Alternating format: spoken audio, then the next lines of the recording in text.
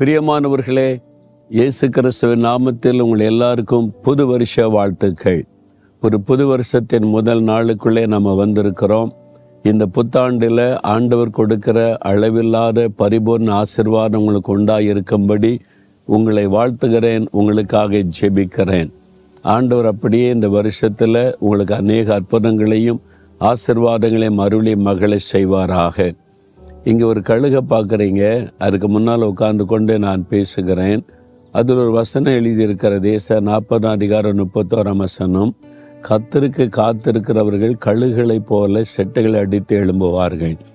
இந்த வருஷம் நீங்கள் அப்படி இருக்கணும். கர்த்தருக்கு அதிகமாக காத்திருக்கணும், ஆண்டவருக்கு அதிக நேரம் கொடுக்கணும், ஜெபிக்கணும், கழுகுகளைப் போல பலன் கொண்டு எழும்பணும்.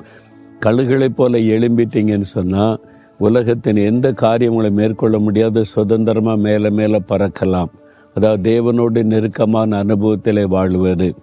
இந்த அனுபவத்தில் நீங்கள் வாழ உங்களை வாழ்த்துகிறேன்.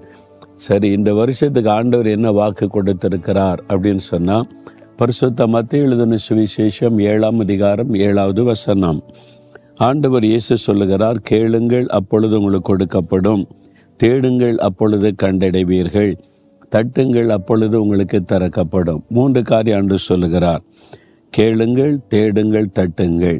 நீங்கள் ஆண்டவரிடத்தில் என்ன கேட்டாலும் இந்த வருஷத்தில் எப்போவுமே ஆண்டவர் அருளி செய்வார். ஆனால் விசுவாசத்தோடு கேட்கணும். விசுவாசத்தோடு நீங்கள் கேட்கணும், இயேசுவின் நாமத்தில் கேட்கணும். உங்களுக்கு என்ன ஆசீர்வாதம் வேணும்? இந்த வருஷத்தில் திருமண காரியம் பிள்ளைகளுக்கு நடக்கணும், வீடு கட்டுகிற காரியம் நடக்கணும், இந்த வருஷம் தொழில் ஆரம்பிக்கப்படணும், இந்த வருஷம் வேலைக்கு வழி திறக்கப்படணும், இந்த வருஷம் கற்பத்தின் ஆசீர்வாதம் உண்டாகணும், என் ஊழியத்தில் இந்த திட்டங்கள் நிறைவேற்றப்படணும், இந்த வருஷத்தில் ஒரு ப்ரொமோஷன் எனக்கு கிடைக்கணும், கடந்த வருஷம்லாம் தடைப்பட்டு போச்சு, இந்த வருஷத்தை நடக்கணும் அப்படின்னு நினைப்பீங்கள்ல, ஆண்டவர் அது உங்களுக்கு தரப்போகிறார். நீங்கள் கேட்கணும், வாய் திறந்து கேட்கணும், ஜெபிக்கணும். உங்களுடைய வார்த்தைக்காக காத்திருக்கிறார். விசுவாசத்தோடு கேளுங்க, இயேசுவின் நாமத்தில் கேளுங்க. இந்த வருஷத்தில் அதெல்லாம் உங்களுக்கு அருளி செய்யப்படும். 2வது ஆண்டு சொல்கிறாரு, தேடுங்கள் கண்டடைவீர்கள். எதை தேடணும்? நீங்கள் உங்கள் முழு இருதயத்தோடு என்னை தேடினால், என்னை தேடுகையில் என்னை கண்டுபிடிப்பீர்கள், நான் உங்களுக்கு காணப்படுவேன் என்று கர்த்தர் சொல்லுகிறார்.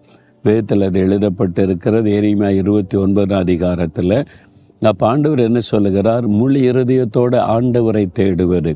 வெறும் ஆசீர்வாதத்தை மட்டும் கேட்டு கேட்டு பெற்றுக்கொள்வதல்ல கிறிஸ்தவ வாழ்க்கை. ஆண்டவரை தேடுவது.